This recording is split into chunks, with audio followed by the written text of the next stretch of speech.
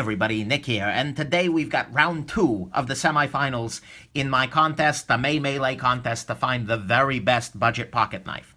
So in the first round, the utility sorts of cutters, the Cold Steel Tough Light took the day and moves on to the finals. Now we're going to go from more practical utility knives to more tactical knives with weird tactical designs. Well, not all tactical, but you know what I mean. I'm trying to group these things intelligently, and it just ain't working, people. But anyways, we've got the Zombie Hunter Z Hunter. Can't even say that without, the Senren 7010 here. You got your Kershaw Cryo and your Kershaw Tremor. And so as before, we're going to compare these two, find the winner, compare these two, find the winner, and then put the winners head-to-head, and that's how we find our finalist. Moves on to the next round. Let's jump on in. First off, Z Hunter versus your Senren 7010. These are two $10 knives, both made in China.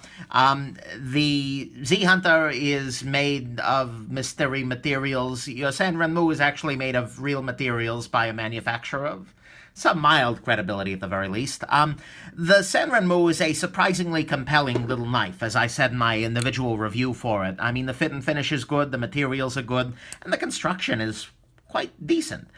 Came sharp, no problem, and the design, is completely stolen. But aside from that little issue and the tip-down only thing, it's doing okay. The Z Hunter, on the other hand, is the Z Hunter. This is a knife that is so bad that at one point in time, I flipped it open and the stop pin came out. So now you've got some pretty impressive lock rock on two very different dimensions here. And yeah, as much as I love the Z Hunter, I'm afraid it's a piece of crap. And so, and I would be terribly sad if I lost this, because it's just so damn much fun to make fun of. But, I think the Z Hunter's not going to take this round. So this round, you've got a pretty decent little knife, and you've got a knife that is actually legitimately dangerous to the person using it. I'm going to go ahead and declare the Senren the winner of this round. Sorry, Z Hunter. Let's move on. Now we're looking at the Kershaw Tremor and the Kershaw Cryo. These are both $30 Kershaws. They're both made in China, probably by slightly older people than your Z Hunter, but, hey, whatever. They are in roughly the same price. The Tremor has a whole lot more blade than the Cryo, but the design leaves me really cold, and the ergonomics are just not out of this world for me. And it's representative of a lot of these kind of lower-end Kershaws that are interesting, but just not really. The construction just ain't great. On the other side, you've got your Cryo, which has just rock-solid construction, and honestly, it's a pretty great design, and you've got really good features. You've got Nova Travel Stop, you've got a good flipping, it's assisted, but a good flipping mechanism, and it's designed by Rick Hinderer, who's one of the greats in the knife world.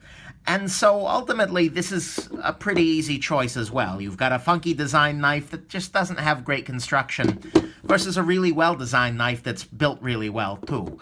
And so, in this round, the winner is clear, and the Kershaw Cryo takes the day. Who's going to the finals? Let's find out now. This one's a little harder because you've got a $30 knife versus a $10 knife. They're both metal frame locks. They're both of a similar size. They've both got a famous design. Rick Hinderer's designs are pretty ubiquitous and interesting, and the Chris Reeves small Sabenza design is much loved, although it's being used without any kind of license here. Whoops. But anyways, one of these knives is assisted, your Cryo, one of them is not. The Cryo does have the edge on build quality. The internals are just a little bit nicer, the washers and whatnot, compared to your Senren here. The Senren though, does have the edge on action, because the action on it is pretty damn good, even on assisted, as opposed to the assisted knife. If you like assists, obviously this one wins.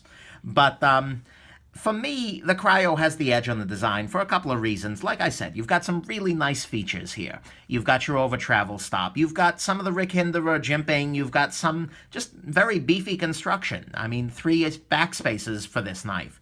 And just overall, I do like the design better, and this design is stolen, and I don't like that at all.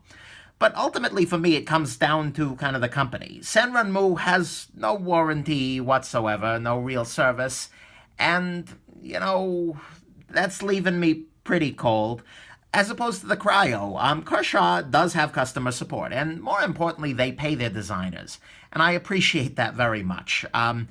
And so, for me, the result is actually fairly clear. Although the Sanrenmu's a nice knife, the Kershaw Cryo is going to win this round and move on to the finals. In the next round, we're going to look at some more traditional folders. You've got your Buck 110, your Open L, your Higo Nakami, and your Swiss Army knife. But for now, we know that the Kershaw Rick Hinderer Design Cryo is going on to the finals. I will see you next time. Have yourselves a wonderful rest of your day.